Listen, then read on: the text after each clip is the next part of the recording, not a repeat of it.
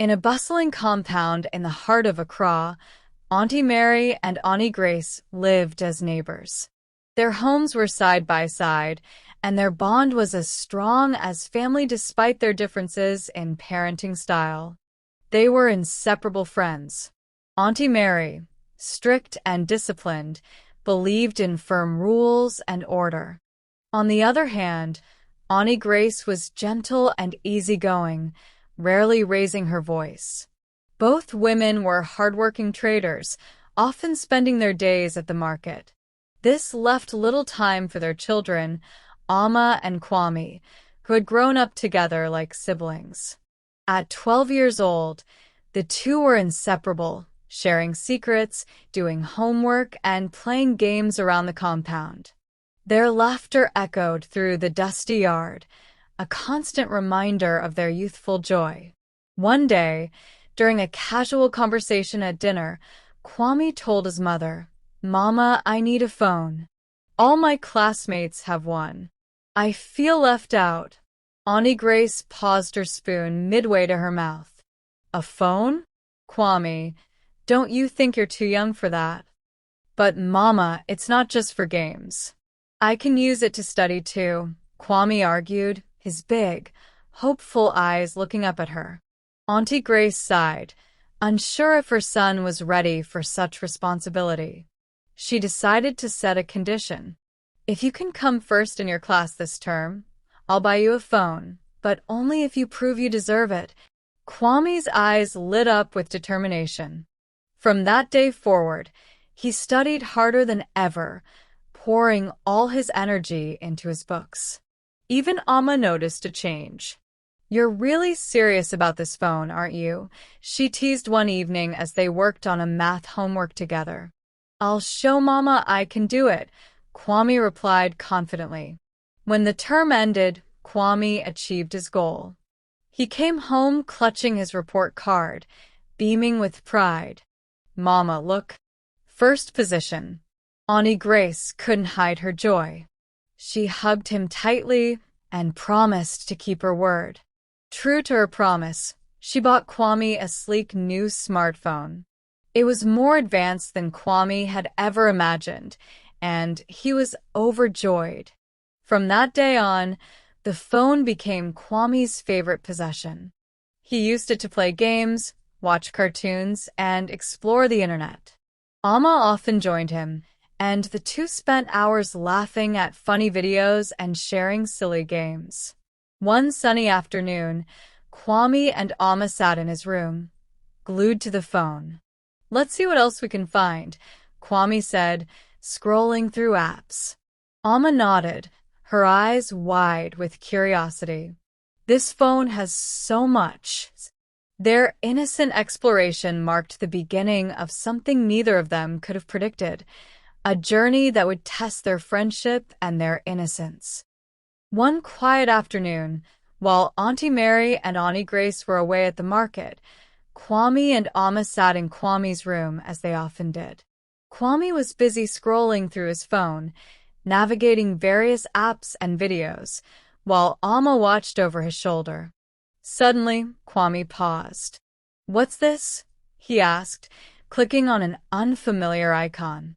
The screen lit up with a collection of videos. The thumbnails were unusual, unlike the cartoons and games they usually enjoyed. Kwame tapped on one out of curiosity, and the video began to play. It showed something strange, adults behaving in ways the children didn't understand. Kwame and Amma stared at the screen, their faces a mix of confusion and curiosity. "What are they doing?" Amma whispered, her voice barely audible.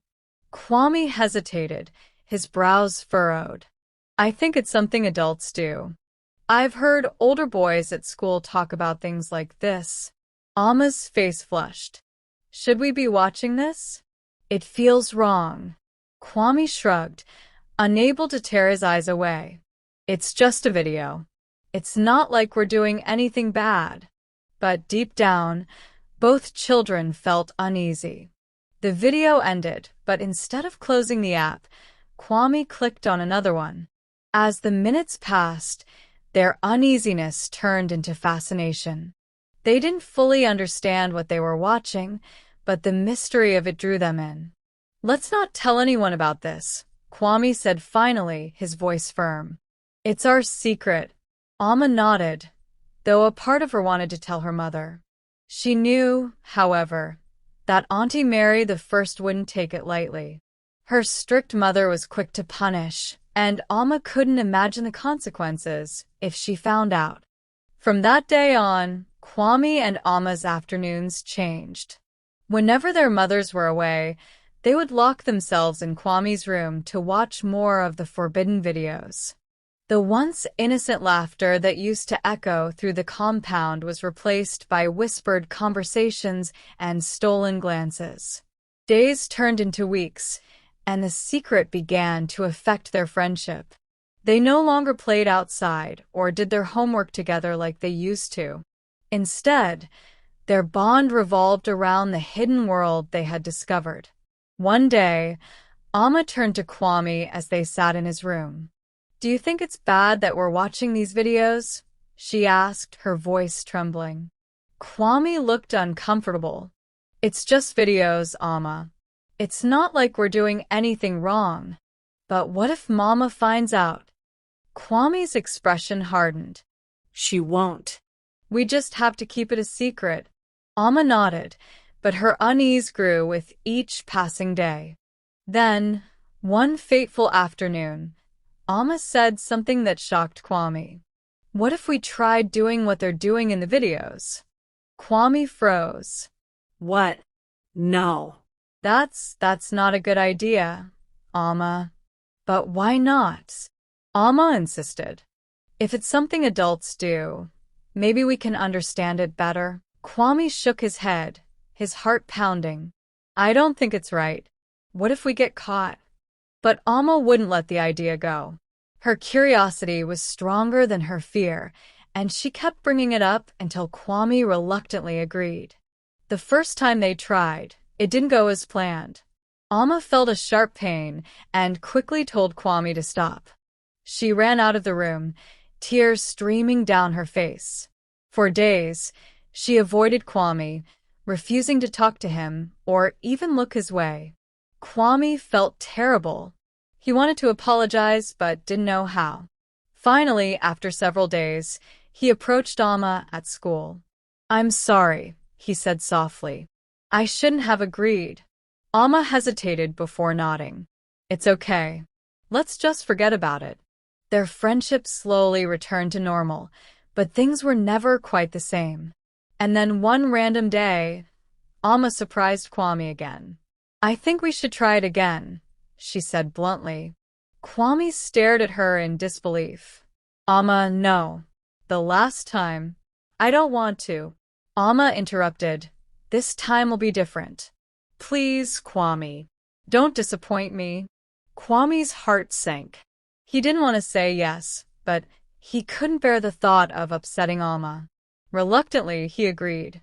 One day after school, Kwame and Amma decided to stay behind in an empty classroom. The school was quiet and most of the students and teachers had gone home.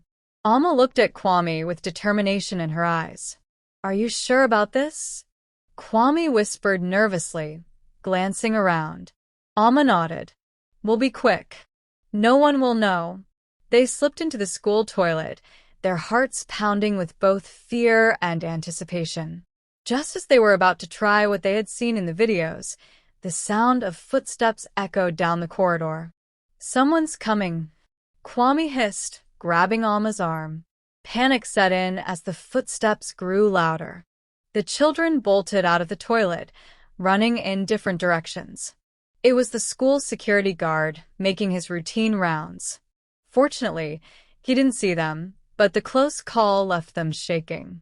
When they got home that evening, both Auntie Mary and Auntie Grace were still at work. Alone in the compound, Amma turned to Kwame and said, "We have to try again, this time at home." Kwame hesitated, his fear evident. "I don't know, Amma. What if someone catches us?" "No one's here," Amma insisted. "Our mothers won't be back for hours." Reluctantly, Kwame agreed. They went into Kwame's room and locked the door. Just as they were about to start, the sound of the front door opening startled them. "Kwame, are you home?" Auntie Grace's voice rang out. Kwame and Amma froze, their faces pale with fear. Auntie Grace's footsteps approached the room, and she knocked on the door. "Kwame, why is this door locked?" Scrambling to cover up their actions, they opened the door. Auntie Grace's sharp eyes darted between Kwame and Amma. Something about their behavior seemed off. "What's going on here?" she asked, her voice firm. Amma looked down at the floor, unable to meet her gaze. Kwame stammered, trying to come up with an excuse, but his mother wasn't convinced. "Both of you sit down," Auntie Grace commanded. "Now tell me the truth. What have you been doing?" The children exchanged nervous glances. They knew they couldn't hide the truth any longer. With trembling voices, they confessed everything: the videos, their curiosity, and their attempts to mimic what they had seen. Auntie Grace listened in stunned silence, her heart sinking with every word. She felt a wave of guilt wash over her. How had she missed this? Had her focus on her business blinded her to her son's needs? Taking a deep breath, she said, "Stay here. I need to talk to Auntie Mary." Auntie Grace walked across the compound to Auntie Mary's house and told her everything. Auntie Mary's face turned pale with shock. She stood up abruptly, pacing the room. "This is all Amma's fault," she snapped. "She's the one leading Kwame astray." Auntie Grace shook her head firmly. "No, it's not just Amma. Both of them are involved, and we need to handle this together as mothers." For the first time, Auntie Mary sat down, her usual strict demeanor replaced by worry. "What do we do?" she asked quietly. "We need to talk to them, and more importantly, we need to get them help," Auntie Grace replied. "Therapy, counseling, whatever it takes to guide them back to the right path." The two mothers returned to Kwame's house and had a long talk with the children. They explained the dangers of the content they had been watching and why their actions were harmful. Though their words were gentle, the children could feel the weight of their disappointment. After that day, things changed in the compound. Auntie Mary became more attentive to Amma, softening her strict ways to create a more open and trusting relationship. Auntie Grace, on the other hand, made an effort to spend more time with Kwame, realizing that her leniency had left him without proper guidance. Eventually, both families agreed to seek professional help for the children.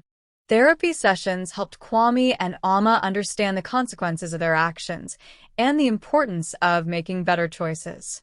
Despite the efforts to mend the situation, the bond between the two families was never the same. Auntie Mary decided to relocate to another city, hoping to give Amma a fresh start away from the memories of what had happened. As the moving truck pulled away, Kwame watched from the compound, feeling a mix of sadness and relief. He had learned a hard lesson, one that would stay with him for the rest of his life. Moral of the story: it's important for parents to spend time with their kids, talk to them about safe and responsible phone use, and teach them about the dangers of certain content.